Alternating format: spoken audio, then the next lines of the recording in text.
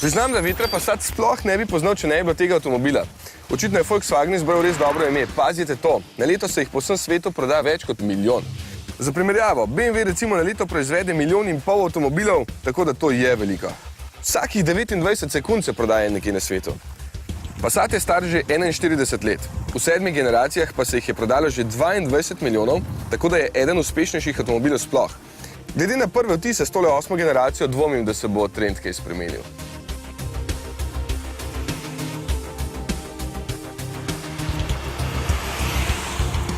Passat ima vse, kar ima konkurenca, ampak vedno doda še nekaj, zaradi česar postavi standard in potem se vsi primerjajo z njim kot referenca. Ta segment je sploh zelo zahteven. Kupci želijo malo več kot recimo golfovi. Ne mislim samo prostora, ampak opreme, izgleda, kvalitete izdelave, vse to iščejo pri Passatu. Sploh, ker je Škodina Octavia toliko zrasla in postala vsem boljša, mora biti Passat še malo bolj prestižen. In je.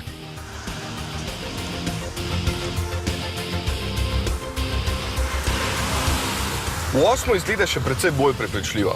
Nova je podaljšana platforma NQB, ki služi kot osnova tako zadnjega Golfa, kot prihajajočega Audija TT.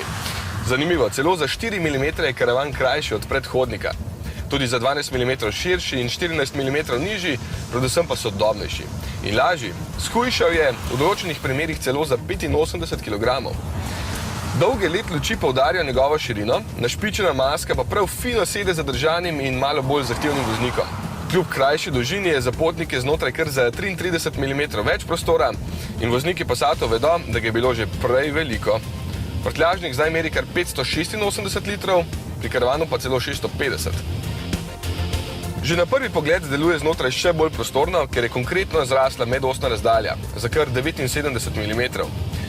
Armaturna plošča ima same ravne linije. Običajno je v bistvu z merilniki precej podobna stari, na voljo pa je še takšna z 12,3-palčnim zaslonom kot v Audiju TT, ki ima dobro ločljivost, pred voznikom pa med obema merilnikoma kaže različne informacije. Tega ne smem pozabiti. Luči so zanimive, če imate najhujše, se zadaj spremeni prikaz, ko zavirate. Pa čisto sam zna parkirati prikolico.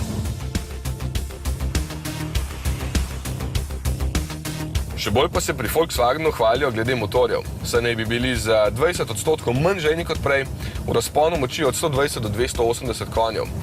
V ponudbi se bo prvič znašla tudi hibridna plug-in različica GTE, ki smo jo predstavili že v reportaži iz salona v Parizu.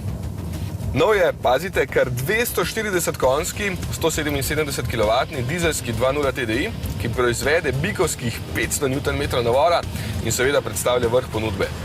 Spojen je izključno z dvosklopčnim menjalnikom DSG in pogonom na vsa 4 kolesa. Takšnega ima tale.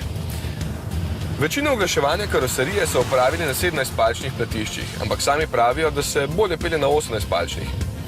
Ne vem, kako se obnaša na 17-kah, na tehle 18-palčnih je izvrsten. Čisto neutralen in izredno udoben.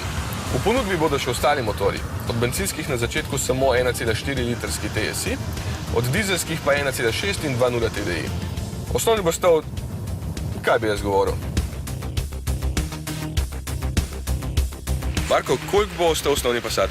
Osnovni Passat v izvedbi Trendline bo od 23.100 € naprej. Najbolj prodajen model v Sloveniji je z opremo Comfortline, običajno z TDI motorjem, sedaj 150 konjskih moči in ta bo na voljo že od 26.500–600 €.